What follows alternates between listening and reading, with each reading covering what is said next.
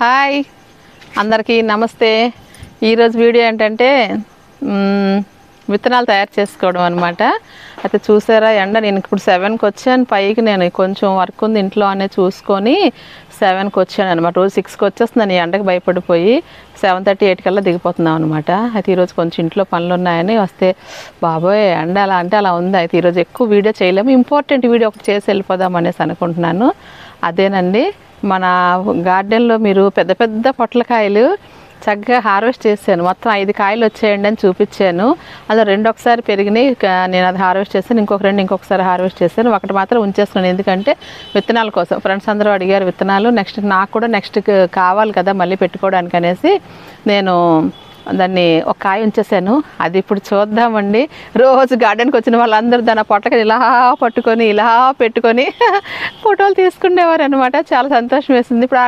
ఇప్పుడు ఈరోజు దాన్ని మనం హార్వెస్ట్ చేయాల్సి వస్తుంది. చాలా బాధ వేస్తుంది, కానీ తప్పదు కదా. అయితే ఈరోజు వీడియో ఏంటంటే పొట్లకాయ నుంచి విత్తనాలు ఎలా తయారు చేసుకోవాలి అనేది చిన్న విషయం. అది అందరికీ తెలిసిందే, కానీ ఏంటంటే ఇంకా కొంతమంది ఏంటంటే చాలా కామెంట్ పెట్టారు, విత్తనాలు ఎలా వస్తాయండి విత్తనాలు అనేసి. ఒక సబ్స్క్రైబర్ నేను పొట్లకాయ హార్వెస్ట్లో చెప్పాను, ఈ కాయ నేను విత్తనాలకు ఉంచేస్తున్నానండి, మీకు ఈ కోస్తున్నాను చక్కగాను అనేసి. నేను అది హార్వెస్ట్ చేయడము, మిగతా గార్డెన్కి వచ్చిన వాళ్ళు దాని అందరూ ఇలా ఊపుతూ వీడియోలు తీసుకోవడము, అది కూడా షార్ట్ వీడియోలో కూడా చూశారు మీరు అనేసి అడిగారు అనమాట. విత్తనాలు ఎలా తీసాను, నేను తీసినప్పుడు వీడియో చేస్తానండి అని పెట్టాను వాళ్ళకి కామెంట్లోనే ఆన్సరు. అది ఇప్పుడు అందుకు నేను పొట్లకాయని చక్కగా హార్వెస్ట్ చేసి దాని విత్తనాలు ఎలా భద్రపరచుకోవాలి, దీన్ని ఎప్పుడు మళ్ళీ నాటుకోవాలి, ఆ విషయాలన్నీ మీకు ఇప్పుడు షేర్ చేయబోతున్నాను. ఓకేనా, రండి వీడియోలోకి వెళ్ళిపోదాం. పొట్లకాయలు ఇంకా ఏమేమి ఉన్నాయి గార్డెన్లో ఒక రౌండ్ కొట్టేద్దాం. ఏవి సిద్ధంగా హార్వెస్ట్ రెడీగా ఉంటే అన్ని హార్వెస్ట్ చేసేద్దాం. కిందకి తీసుకెళ్ళి చక్కగా వాటిని ఫ్రైజో కర్రీయో పులుసో ఏదో ఒకటి చేసేద్దాం. ఓకేనా, ఈరోజు హార్వెస్ట్ ప్లస్ విత్తనాలు రెడీ చేసుకోవడం వీడియో అండి. ఓకే అండి, పదండి వీడియోలోకి వెళ్ళిపోదాం. ఓకే ఫ్రెండ్స్, ఇక్కడ చూద్దామా, పొట్లకాయ పండిపోయి ఆరెంజ్ కలర్లో వచ్చేసి మెత్తగా అయిపోయి ఇంకా అసలు పడిపోవడానికి సిద్ధంగా ఉందండి. అయితే కొంచెం గ్రీన్గా ఉందనుకుంటున్నారా, కానీ రివర్స్ కిందే చూస్తే మాత్రం మంచి ఆరెంజ్ కలర్ వచ్చేసిందండి. ఇదిగోండి ఈ విధంగా ఇంకా తెగి పడిపోతుంది కింద అని అనేసి మెత్తగా అయిపోయింది అనమాట. ఎంత మెత్తగా అంటే ఇంకా అసలు చాలా అంత ముద్దలా అయిపోయింది. సరే, ఇంకా సీడ్స్ రెడీ అయిపోయి ఉంటాయి అనేసి నేను పొట్లకాయ తీసి సీడ్స్ తీసేద్దామని నేను వచ్చాను. ఇంకెంతకన్నా అయితే ఇంక ఇది అది అవ్వదండి, డ్రై అవ్వదు. మొత్తం మీద ఏంటంటే పొట్లకాయ డ్రై అవ్వదు. ఇప్పుడు బీరకాయ ఆనమగా ఉందంటే చెట్టుకి డ్రై అయిపోయి లోపల సీడ్స్ భద్రంగా ఉంటాయి. ఇది మాత్రం అలా కాదు, ఇంకెలా ఉంచేస్తే ఇంతకు ముందు అయితే ఒకసారి కింద పడిపోయిందండి. పడిపోయింది అనమాట పలచగాను. అందుకు నేను ఇప్పుడు దీన్ని హార్వెస్ట్ చేసేస్తున్నాను. చూసారు ఎంత పొడవుగా ఎంత పెద్ద కాయో. దీని పొట్టలో ఎన్ని విత్తనాలు దాచుకుందో, మనకి ఎన్ని ఇవ్వబోతుందో చూడాలనేసి నాకైతే చాలా చాలా తొందరగా ఉంది. రోజు వచ్చి చూసేదాన్ని, అబ్బాయి ఇంకా ఎప్పుడు కట్ చేయాలనేసి.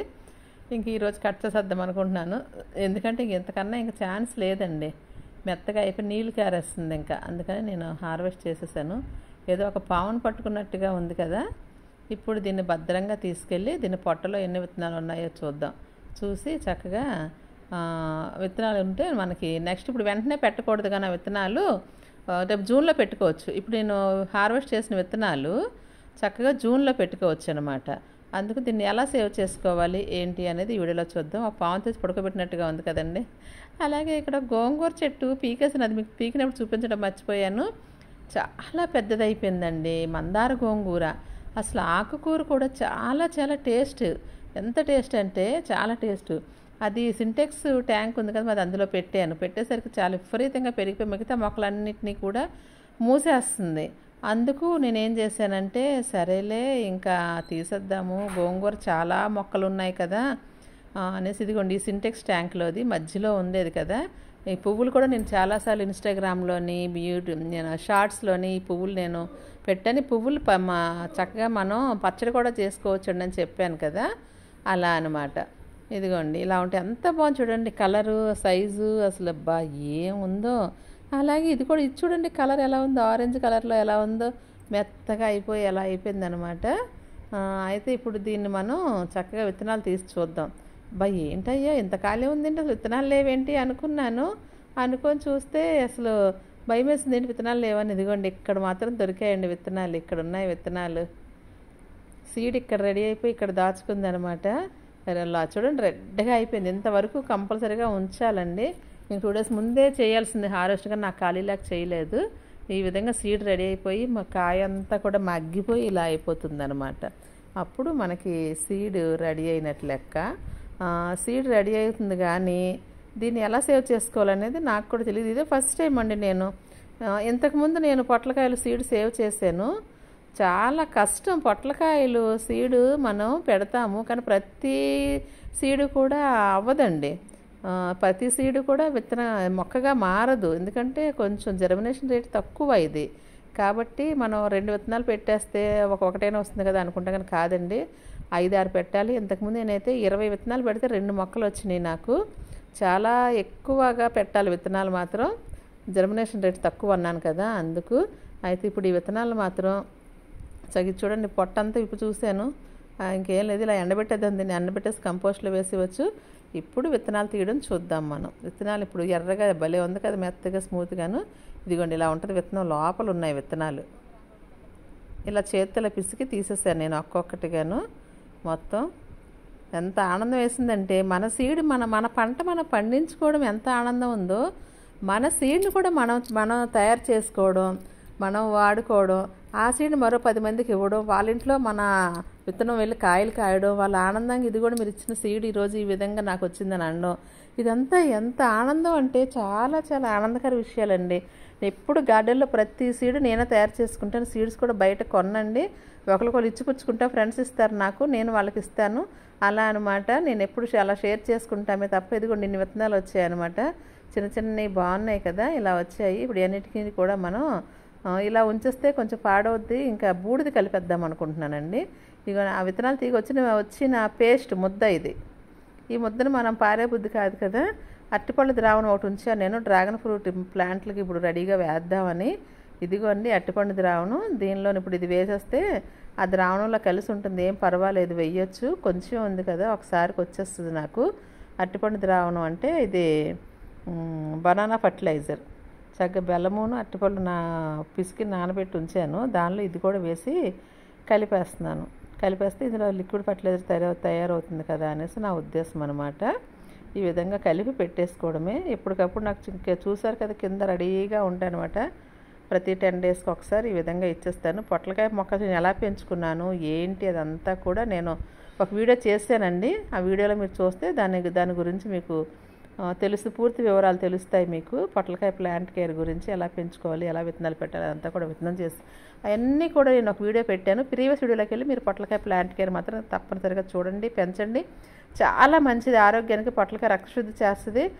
తీగజాతి చాలా మంచిది. బీరకాయ కన్నా ఆనపకాయ కన్నా చాలా రెట్లు ఇది ఆరోగ్యాన్ని ఇస్తుందండి మనకి. కాబట్టి పొట్లకాయ కంపల్సరిగా తినాలి. అయితే ఇప్పుడు బూడిద తెచ్చానండి, కట్టె బూడిద. ఇది పిడకల బూడిద నాకు దొరకలేదు, కట్టె బూడిద అనమాట తీసుకొచ్చాను. అదైనా పర్వాలేదు, పిడకల బూడిదైనా పర్వాలేదు. ఆవు పిడకలది అయితే ఇంకా చాలా శ్రేష్టమైందండి. ఈ విధంగా కలిపి నీళ్ళలో ఆరబెట్టేద్దాం అనేసి నేను ఈ విధంగా బూడిద కలిపేసి ఈ విధంగా పెట్టాను, నిలవ ఉంటుందని, లేదా పాడైపోతాయట కదా అందుకనమాట. ఇదండి పొట్ల విత్తనాలు నేను రెడీ చేసుకున్న విధానం. మీకు అందరికీ నచ్చే ఉంటుంది అనుకుంటున్నాను, తెలిసి ఉంటుంది అనుకుంటున్నాను, కొంతైనా ఉపయోగపడుద్ది అనుకుంటున్నాను. అయితే ఇప్పుడు హార్వెస్ట్ కూడా ఉందండి అని చెప్పాను కదా నేను మొదటే. ఈ హార్వెస్ట్ అనేది తెల్ల కాకరకాయ చూడు మొక్కని మళ్ళీ పెట్టుకున్నాను. నేను సీడే పెట్టానండి, సీడ్సే నేను పెట్టుకున్నాను. లాస్ట్ టైం నేను తయారు చేసుకున్న సీడే ఇది. ఈ విధంగా పెట్టుకున్నాను. ఇక్కడ ఎంత పొడవుగా పెద్ద పెద్ద కాయలు వచ్చాయండి. చాలా చాలా ఆనందం వేసింది ఈ పెద్ద కాయలు చూసి. ఇదిగోండి ఇంకా కొయ్యిపోతే కలర్ మారిపోతుంది, ఎల్లోగా అయిపోతుంది. మనకేంటంటే దురాశ అనమాట, ఇంకా పెద్ద అవుతాయేమని. కానీ అవలేదండి, ఎల్లో కలర్కి వచ్చేసి నీకు భయం వేసి అయితే అబ్బా ఇంకా అన్నీ కోసేయాలి, మరి హార్వెస్ట్ అయిపోతే ఇవన్నీ కూడా పండిపోతే మళ్ళీ మనసు బాధపడుతుంది, వేస్ట్ అవుతాయి అంటే పండుగ కూడా వండుకోవచ్చటండి కాకరకాయ మాత్రం. కానీ ఇది షుగర్ పేషెంట్స్కి వాళ్ళకి మాత్రం చాలా మంచి మెడిసిన్ అండి. ఈ కాకరకాయ కూడా అందరూ తినాల్సిన, కడుపులో నులి పురుగులు దోషాలు ఏమైనా కడుపులో పోతాయటండి, చేదెళ్ళి వాటిని నిర్మూలిస్తుందటండి. అందుకు కంపల్సరీగా కాకరకాయ చేదని ఇబ్బంది పడకుండా కనీసం నెలకు ఒకసారో 2 నెలలకు 3 నెలలకు ఒకసారైనా తినండి. తింటే ఆ చేదెళ్ళి లోపల క్లీన్ చేసే ఇది ఉంటుంది అనమాట. అందుకు నేను చెప్తున్నాను. కాబట్టి ఇప్పుడు ఈరోజు కాకరకాయలు మనం హార్వెస్ట్ చేసేద్దాం. కాకర ప్లాంట్కి ఏం లేదంటే సీడ్తో పెట్టేసుకోవచ్చు. సీడ్ కోసం మనం ఎక్కడికి వెళ్ళక్కర్లేదు కూడాను. మార్కెట్లో దొరికే కాయల్లో పండిపోయిన సీడ్ తెచ్చుకున్నా పెట్టుకోవచ్చు, మన ఇంట్లో ఒక కాయ పండిపోయిందైనా పెట్టుకోవచ్చు. మనం వంటకు తెచ్చుకున్న వాటిలో సీడ్ ముదిరిపోయిన కొన్ని ఉంటాయి, అవి తెచ్చినా కూడా చాలా ఈజీ అండి. సీడ్ మాత్రం కాకరకాయ పొట్లకాయ అంత ఇబ్బందిగా అయితే ఉండదు. అయితే దాన్ని మాత్రం తీగజాతి కాబట్టి తీగజాతులకు ఎప్పుడు వెడల్పాటి తొట్టెలో పెట్టుకోవాలి. చక్కగా పెట్టుకొని వెడల్పాటి తొట్టెలో పెట్టుకొని యూనివర్సల్ సాయిల్ మిక్స్, దీనికి ప్రత్యేకంగా ఏం అక్కర్లేదు. వాటరింగ్ విషయానికి వచ్చేసరికి మాత్రం దీనికి డైలీ వాటరింగ్ ఉండాలండి, వాడిపోతూ ఉంటుంది. అందులో సమ్మర్ ఒకటి కదా, చలికాలం అయితే రోజు విడిచి రోజు పోసినా పర్వాలేదు. ఈ సమ్మర్లో మాత్రం డైలీ తీగజాతులు అన్నిటికీ కూడా కంపల్సరిగా డైలీ వాటరింగ్ ఉండాలి, లేకపోతే వాడిపోతాయండి. తీగజాతులు చాలా సెన్సిటివ్ అనమాట. సెన్సిటివ్ అంతా మన ఆరోగ్యం అంతే. తీరా ఇలా గార్డెన్ అంతా వెతుకుతుంటే ఎక్కడికక్కడ ఇలా ఉన్నాయండి కాకరకాయలు. కానీ ఏంటో కానీ మనకు బీర, ఆనబ, పొట్ల, కాకర ఇవన్నీ కూడా ఒకేసారి కాసేస్తున్నాయి. కాసేసి మళ్ళీ కొన్నాళ్ళు రెస్ట్ తీసుకుంటుంది ప్లాంట్, రెస్ట్ తీసుకుని మళ్ళీ తర్వాత క్రాప్ వస్తుంది. కానీ ఫస్ట్ వచ్చినంత ఎక్కువైతే రావు, బాధపడకండి ఎవరికైనా సరే. ఫస్ట్ వచ్చినంత రావు. సెకండ్ టైం మొక్కకు బలం తగ్గుతుంది కదా, అందులో చాలా ఎక్కువగా వచ్చాయి కాబట్టి ఇవి ఇంకా బలం తగ్గుతుంది. మళ్ళీ బలం పుంజుకొని మనం పోషకాలు ఇస్తూ ఉంటే కొంత సమయం తీసుకొని రెస్ట్ తీసుకొని మళ్ళీ వస్తాయి. వచ్చినప్పుడు కొంచెం సైజు తగ్గుతాయి, క్వాంటిటీ కూడా తగ్గుతుంది. అందుకు మీరు ఎంత వస్తే మనం అంత తీసుకోవడానికే కదా మనం రెడీగా ఉండాలి తప్ప బాధపడకూడదు ఇలాగ అయిపోయిందని అనేసి. అయితే దీనికి ఏంటంటే ఇంకా మనం ఎంత టబ్లో పెట్టుకోవాలో చెప్పాను, వాటరింగ్ విషయం చెప్పాను, ఎలా పెట్టుకోవాలి సీడ్ ద్వారాగా చెప్పాను. అలా సీజన్ కూడా ఏ సీజన్లో పెట్టుకోవాలి కాకర అంటే ఎనీ సీజన్ అండి, కాకరకి సీజన్ ఏం లేదు. నాకు ఈ మొక్కలు ఇలా కాపు అయిపోతున్న సరే మనం 2 విత్తనాలు ఇంకో దాంట్లో పెట్టుంచుతాను, ఇది అయిపోయేసరికి అది రెడీ అవుతుంటుంది. ఆ విధంగా ప్లాన్ చేసుకుంటే తప్ప దీనికి సీజన్ ఏమి ఉండదు. అందులో గ్రీన్ కాకర కన్నా కొంచెం తెల్ల కాకరలో చేదు అంటే కసర తక్కువగా ఉంటుంది, పసర అన్నమాట. పసర కొంచెం తక్కువగానే ఉంటుంది, మంచిగానే ఉంటుంది. తెల్ల కాకర తినవచ్చండి ఈజీగాను. అయితే ఇప్పుడు ఇలా కోసాను కదా, లెక్క పెడదాం అనుకుంటున్నాను ఇంకా, కానీ మరొకసారి ఇంకెక్కడైనా ఉన్నాయేమో చూద్దాము. చాలా ఈజీ అండి పెంచుకోవడం. అలాగే ఎరువుల విషయానికి వచ్చేసరికి అన్ని మొక్కలకి ఇచ్చే ఎరువులు ఇవ్వాలి ప్రత్యేకంగా. తెగుళ్ళ విషయానికి వచ్చేసరికి అయితే మాత్రం దీనికి ఒక ఆకు కింద ఒక దోమలాగా నాకు కనిపిస్తూ ఉంటుంది, గుడ్లు పోసేసి. నేను ఎప్పటికప్పుడు పండు ఆకులు తర్వాత చెక్ చేసుకుని పచ్చి ఆకుల కింద కూడా దోమలు, పచ్చడి దోమలు గుడ్లు పెట్టుకుని ఉంటాయి. అవన్నీ తీసి దూరంగా పారేయడమే అంతే, ఇంకేం లేదు. కాకరకాయ కేరింగ్ అంటే ఇంకేమీ లేదండి, అదొకటే మనం జాగ్రత్తగా చూసుకోవాలి. అలాగే పాలినేషన్ సమస్య అయితే నాకు ఎప్పుడూ రాలేదు. కొన్ని పిందెలు పాలినేషన్ అవ్వక ఎల్లోగా మారి రాలిపోతుంటాయండి, వాటి గురించి మీరు ఎప్పుడూ బాధపడకండి. అన్ని వచ్చిన ప్రతి పింద కాయగా మారడానికి మనం ఇచ్చే బలము ఆ కుండీలు సరిపోవండి, నేల మీద కాదు కదా మనం చేస్తుంది. కాబట్టి కొన్ని పోతుంటాయి, కొన్ని వస్తుంటాయి. ఒక్క పింద కొంచెం ఎల్లోగా మారి రాలిపోయిన అందరూ బాధపడిపోయి దీనికి ఏం చేయాలని గ్రూపులో నానా బాధపడిపోయి హడావుడిగా పడిపోతుంటారు. కాకపోతే అంతగా మనం బాధపడక్కర్లేదండి. కొన్ని అలాగే అయిపోతాయి, కొన్ని రాలిపోతాయి, కొన్ని నిలబడతాయి. ఒకే కొమ్మకి 4-5 వచ్చినప్పుడు 2 రాలిపోతాయి, 2 నిలబడతాయి అన్నమాట. ఆ విధంగా దీనికి పాలినేషన్ అయితే నేను ఎప్పుడు చేయలేదండి, సెల్ఫ్ పాలినేషన్ అయిపోతున్నాయి నాకు మాత్రం. మరి నాకు బీస్ మాత్రం ఎప్పటికప్పుడు వస్తూనే ఉంటాయి. నాకు తేనెటీగలని, కందిరీగలని ఎప్పటికప్పుడు వస్తూనే ఉంటాయి. దానివల్ల మరి అయిపోతుందో ఏమో. నేను కాకరకి ఎప్పుడు కూడా చేయలేదు. ఇక్కడ ఈ చెట్టు చాటున మనకు ఒకటి కనిపిస్తుంది చూడండి, పియర్ టమాటోస్ చక్కగాను ఇవి ఇంకా పండుతాయి. కానీ ఏంటంటే మనసు ఒప్పుకోలేదు, కోద్దాం అనిపించింది. లైట్ ఎల్లో కలర్లో ఉన్నాయి కదా అని. అంటే నేను ఇంకా కాకరకాయలు ఇంకెక్కడైనా ఉన్నాయని వెతుకుతున్న క్రమంలో ఇది బాగా పండిందండి. వెతుకుతున్న క్రమంలో నాకు చక్కగాను దొరికిందనమాట. ఈ పియర్ టమాటోస్ పండినవి దొరికాయి. పచ్చి చాలా ఎక్కువ ఉన్నాయి. ఇంతకుముందు హార్వెస్ట్ చేసాను చూసారు కదా. ఇది చాలా గట్టిగా బాగుంటుందండి, చక్కగా కొరుక్కొని తినడమే అనమాట. చాలా టేస్టీగా ఉంటుంది. మన కూరలో వేయాలనిపిస్తుంది, మనమే డైరెక్ట్ తినేద్దాం అనిపించేస్తుంది. ఇదండి మా కాకరపాదు మొత్తం ఈ విధంగా అల్లుకుంది. ఇది మొత్తం 3 మొక్కలు అనమాట. 3 కాకరపాదుల తాలూకు హార్వెస్ట్ ఈరోజు నేను చేస్తుంది. అందుకే మీరు ఏ పాది పెట్టినా ఒక్కొక్కటి పెడితే అవ్వదండి, 2-3 పెట్టుకోవాలి. పెట్టుకుంటేనే మన కూరలకు ఇబ్బంది లేకుండా సరిపోతాయి అన్నమాట. అలాగే ఆనపకాయ అయితే ఒకటి పెట్టుకున్నా చాలు, ఎందుకంటే అది ఒకటి కాసినా కూర అయిపోతుంది. కానీ కాకరకాయ ఒకటి కాస్తే మనకు కూర అవ్వదు, దానికి తోడు ఉండాల్సిందే. 4-5 కాయలు కాస్తే కానీ మనకు అవ్వదు.